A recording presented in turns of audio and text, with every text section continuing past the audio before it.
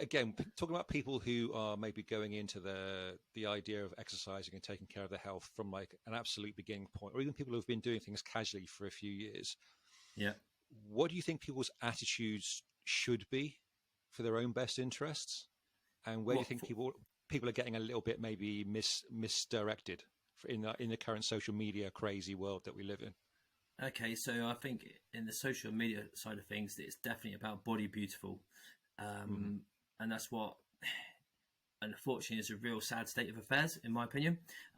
So that if you could feel really good about yourself, and you could go on social media and you could feel really bad about yourself within minutes, because you've got these aesthetically amazing bodies that are on there, and you think, oh, I'm doing really good, and then you see that and you think, oh, I'm not doing so good. But then you have, that's the bit that I don't like.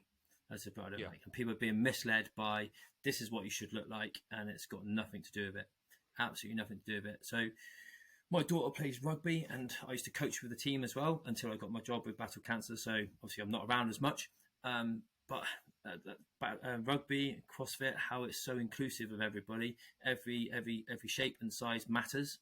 You don't get singled out, and where social media does exactly that, it singles people out for not looking good, and also highlights the people that do look good, and that can be really demoralizing for someone who's just starting their fitness journey.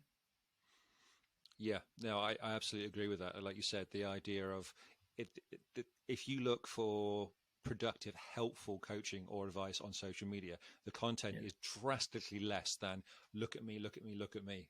Yeah, exactly. And the message is, you should look like me, and if you don't, you should feel bad about yourself. No, it says if you don't look like me, you can pay this amount of money to have a 16-course meeting with me. Absolutely, yeah. You can pay hundreds and hundreds of dollars to get a PDF that I send to everybody who pays me hundreds of dollars. Exactly. And I won't tell you that I've been on steroids or drugs for X number of years, and I've got eating disorders through the roof, and I have all kinds of mental health issues of my own that I've brought on by my lifestyle. Yeah. I know we're being cynical, but that's the truth. Yeah, it sounds like you look at social media the same way as me. Exactly that. Well, yeah. I mean, I did say to a client's teenage son years ago, he was asking my advice about, I think he must have been 14 at the time. And he was, okay, right. And he was saying, okay, he played football at school and everything else, like a lot of boys do. He's like, I want to look like this, or I want to do this. It's like, right. So why do you think looking at these guys online are the best cause forward for you? I said, because I train your parents. That's how he knew me.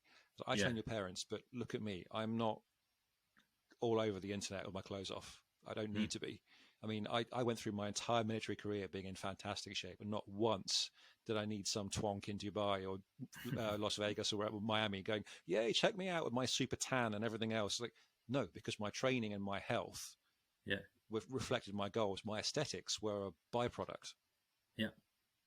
Exactly. There's a disconnect in so many people's eyes, I think, these days of, I look a certain way, therefore I'm awesome, rather than being, I'm strong, I'm fit, I'm confident, and I now look like this. Yeah. No, I agree on that. That's an interesting view. Definitely an interesting view. And you like to say, like, you could have all these people parading around with their tops off, putting it all on Instagram. And yeah, right, I've done it before in the past. I put a picture of me topless before if I felt I looked good. That's cool, you know what I mean? Why shouldn't I put something on there if I feel like I look good? But I always will put something on there to back up why I put that picture there. It's not there to make anyone feel bad. It's there to let people, like, people share how good they feel, and it's very easy to get sucked into that momentum. Hi, thanks for watching this clip. If you enjoyed this content, click here to watch the full unedited version of this episode.